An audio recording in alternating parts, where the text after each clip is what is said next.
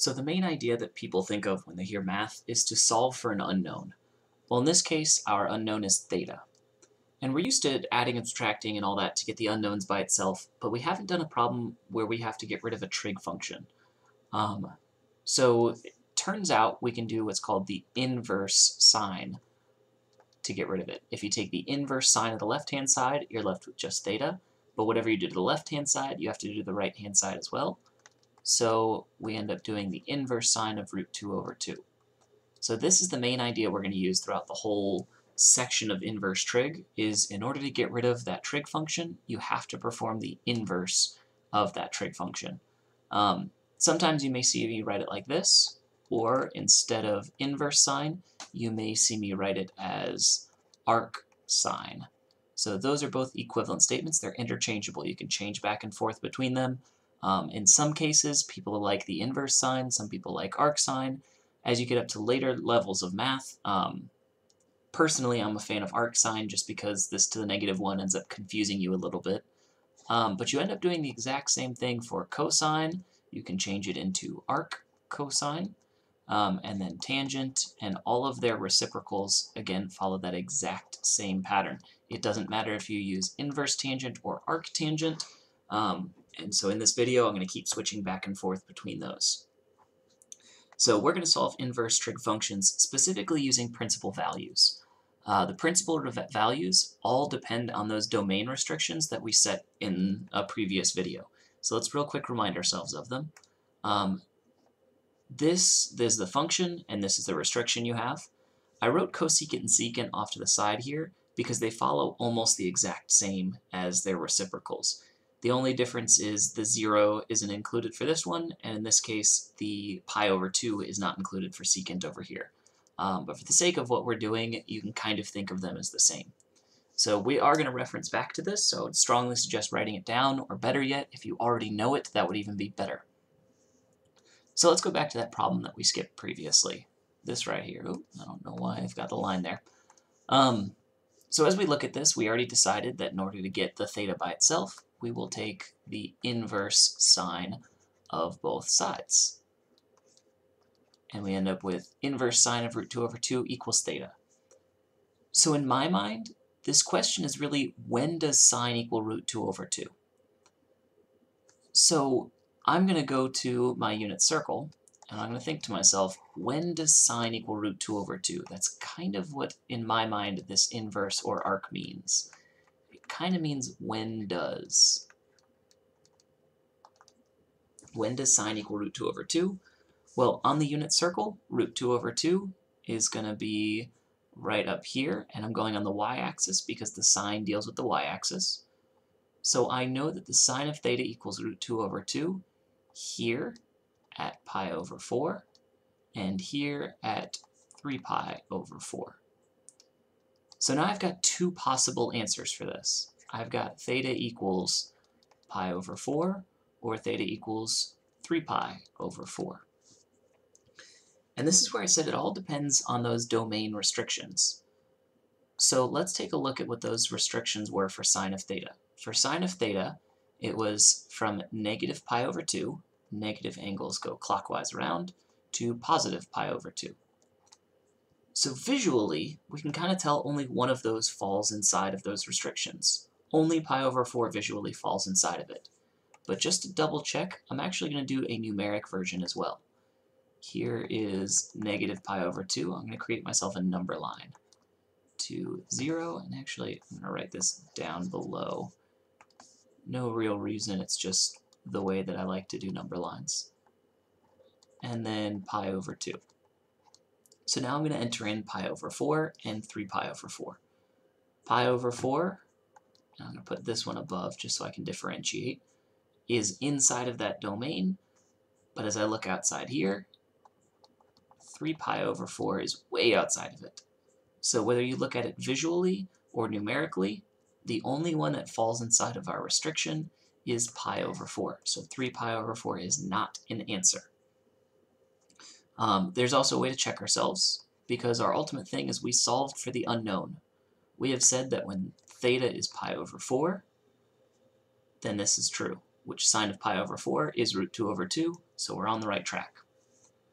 Let's go ahead and do the same thing over here with this next problem. Just for the sake of argument, I'm going to go ahead and say arc sine. So again, this is the question, when does sine of theta equal root 3 over 2? So this kind of bit right here, in my mind, it really means when does. It's not an official math way of saying it, it's just kind of a way of thinking of it. When does sine equal root 3 over 2? So in order to solve that, I'm going to go back to my unit circle. I'm going to say sine is the y value. So if I'm looking for root 3 over 2, that's way up here at pi over 3 and at 2 pi over 3. So my next question is, which one of these, let's go ahead and write down those possible answers, and at 2 pi over 3, which one of those answers fits inside of my domain?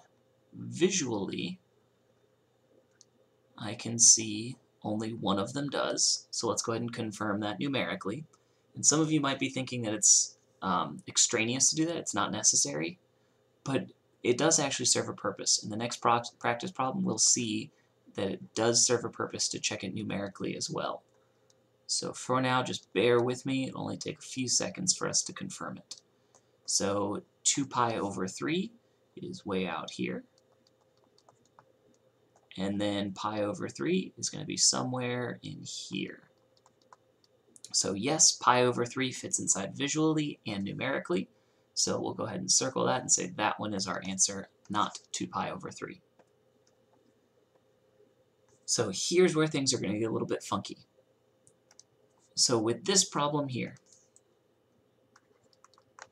inverse sine of -1/2 equals theta. This is again the question, theta, not 0. Again the question, when does?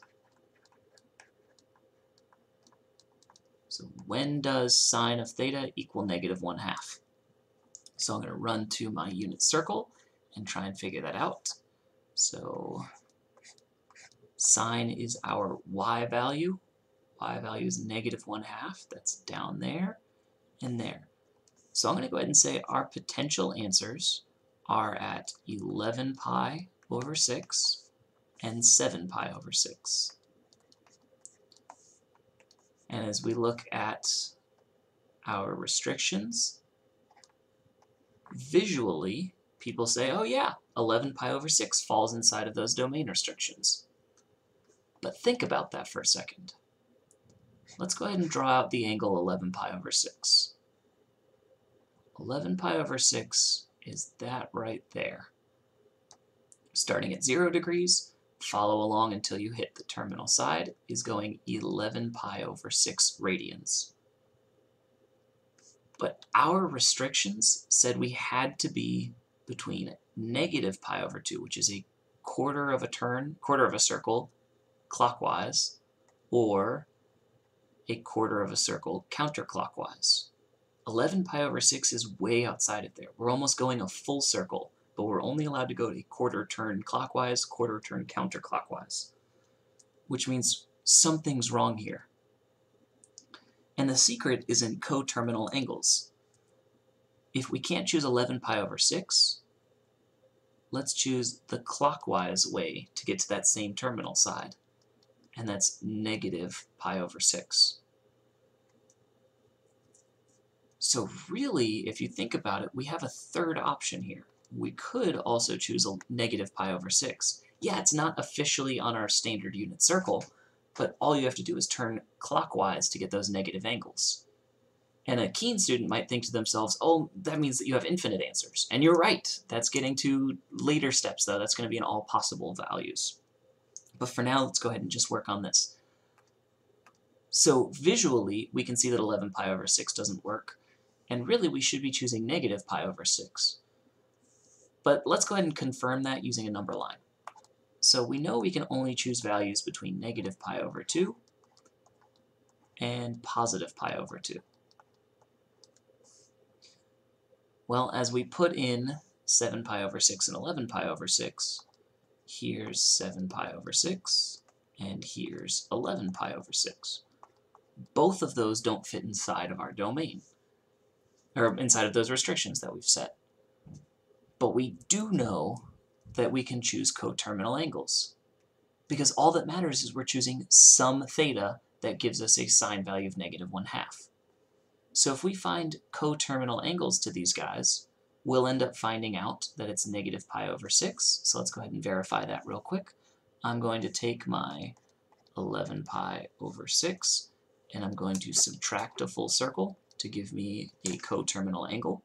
In order to subtract fractions, I find a common denominator. So 11π/6 minus 12π/6 will give me that -π/6, which, lo and behold, does fit inside of our domain.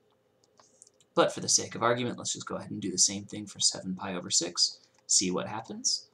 Subtracting that 2π, which is 7π/6 minus 12π/6. So as we go through, we'll find out it's -5π/6, which way outside of that domain. So whether you look at this visually or if you look at it numerically, only one answer falls inside of our domain restrictions, and that's -π/6. So our answer is none of these. Only -π/6 gives me that proper answer. So now let's take a look at a couple of other practice problems. As we look at these problems, let's go ahead and what I would suggest is you guys pause the video, try and solve the problems on your own, and then come back and see if you got the right answer. If you got the right answer, awesome. I've got 3 more practice problems at the end of this section for you to try out on your own. But go ahead and pause now and try and answer those questions. All right, let me go ahead and put up these answers because you should have paused it and tried it out yourself. You'll see answers up here. I've also given myself my unit circle and my timeline, sorry, my number lines, just to try and set myself up for success here. So I start by doing the arc cosine. And now I'm asking myself, when does cosine equal √2/2? When does cosine of theta equal √2/2? Cosine is our x value, so that's right here, up there, and down there at π/4 and at 7π/4. So my answers are between π/4 and 7π/4. So let's go ahead and go to our visual representation. We know that our restrictions are from 0 to pi, so visually it should be π/4. Let's go ahead and confirm that using a number line. So π/4 is right along here. 7π/4 is going to be way out here. And if you don't understand how I'm doing this, all you have to do is type in pi on your calculator divided by 4, and it'll give you a number. I know that π/4 is going to be something less than 1, whereas pi is about 3.14, all those crazy numbers. So that's how I'm figuring out exactly where to put these things on the number line. But no matter which way you cut it, you know that 7π/4 is not your answer, π/4 is. As we look at the next practice problem, we're going to take the, let's go ahead and say inverse cosine this time. Inverse cosine of √3/2 equals theta. So our question is, when does cosine equal √3/2? Cosine is our x value. √3/2 is the big guy. So it's going to be there and down there at π/6 and 11π/6. So visually, our our restrictions are from 0 to pi, which tells me 11π/6 is probably our answer. Let's go ahead and write that in here. We've got π/6 and 11π/6. Let's go ahead and confirm numerically, because there are certain people that are more comfortable with numeric over visual. So let's go ahead and do that. π/6 is going to be really close over here. And 11π/6, again, way out there. So nope, 11π/6 cannot be our answer, because it doesn't fall within those restrictions. π/6 does. Last but not least, this is the one that I expect most people to get wrong. And I expect them to get it wrong because they think, oh, well, in the last one, when we had a negative number, it gave us a negative angle. But the only reason we chose the negative angle was because it didn't fall in our restrictions. Always follow the math. Don't try and memorize some little algorithm that you've got. My question is, when does cosine equal negative 1/2? Well, cosine is negative in the second and third quadrants. Negative 1/2 is going to be up there and down there at 2 pi over 3 and down here at 4 pi over 3. Our domain restrictions, or our restrictions, are from 0 to pi. So visually, we know that the answer has to be 2 pi over 3.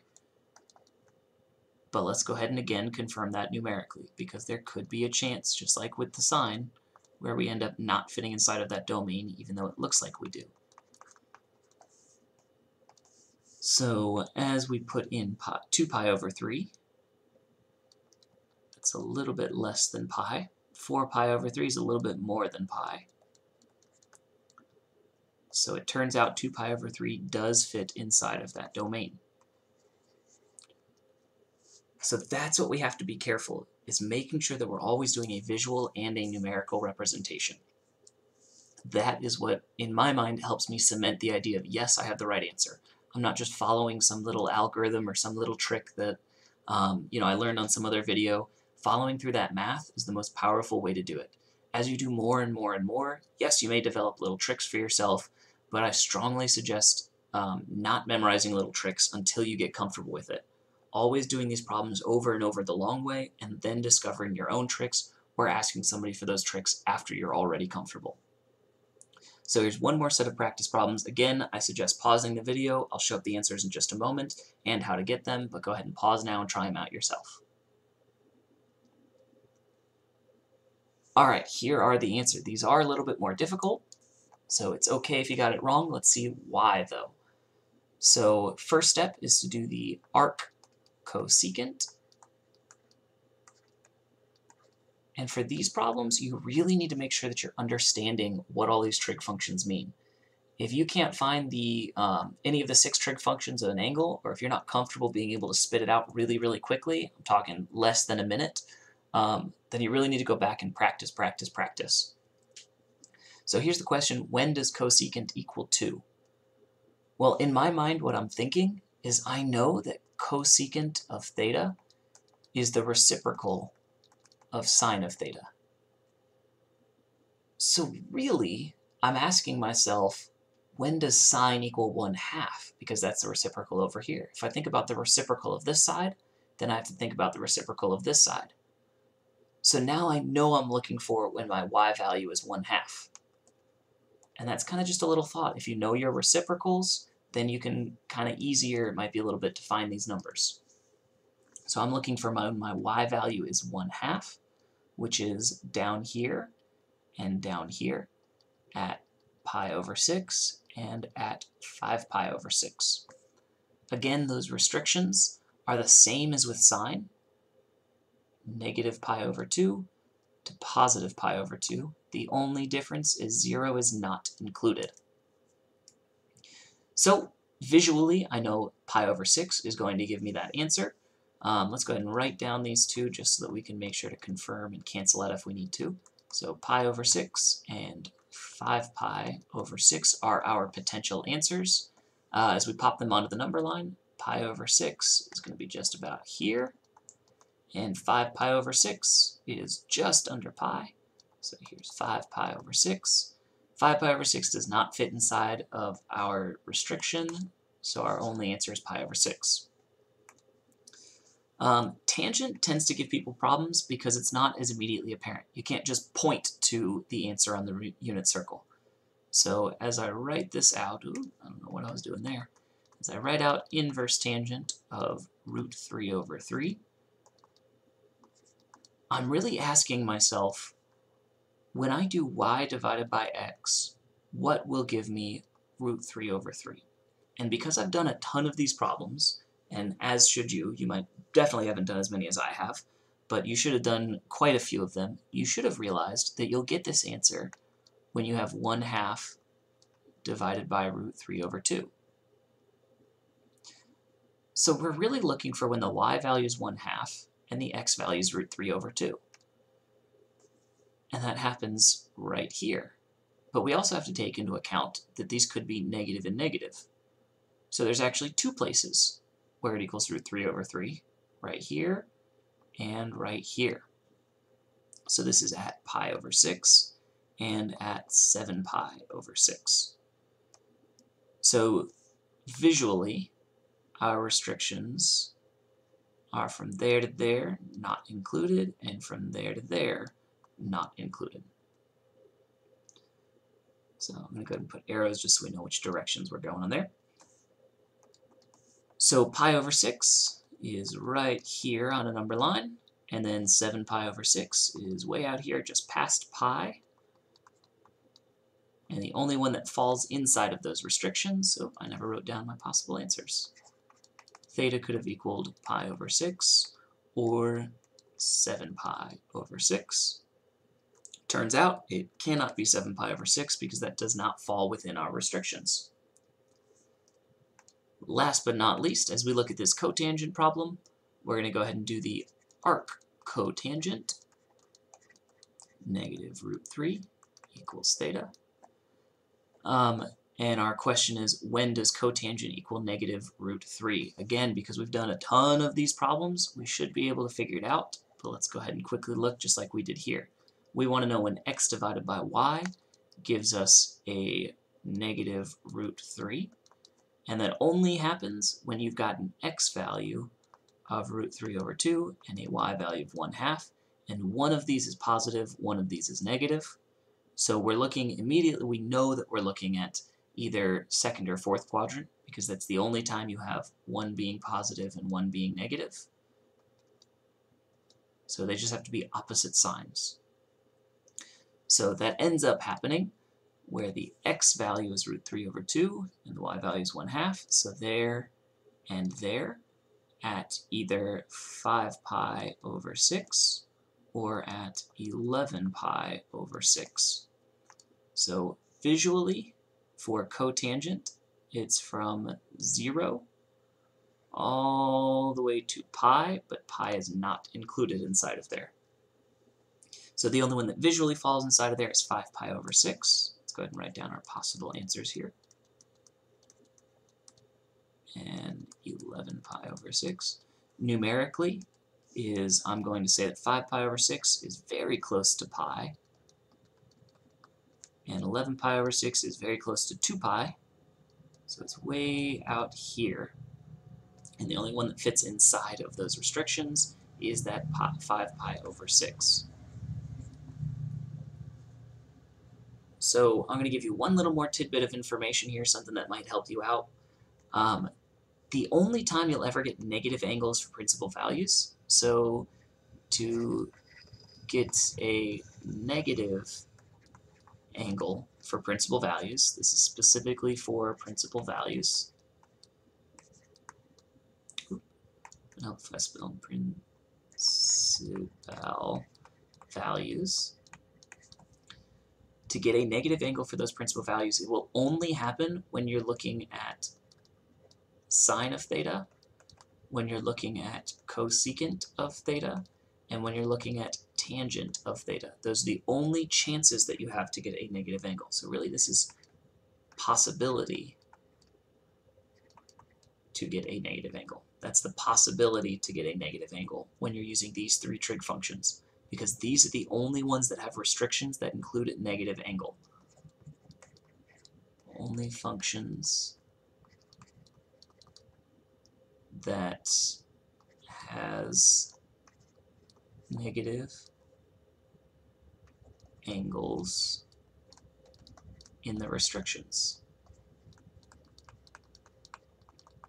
So those are the only ones you need to be really careful about when you're doing your inverse trig functions. So the next video we'll look at full circle, and then the video after that we'll look at all possible. And each one is getting continuously and continuously more vague. For principal values, you only ever had one answer. As we go up, we have the possibility to get more.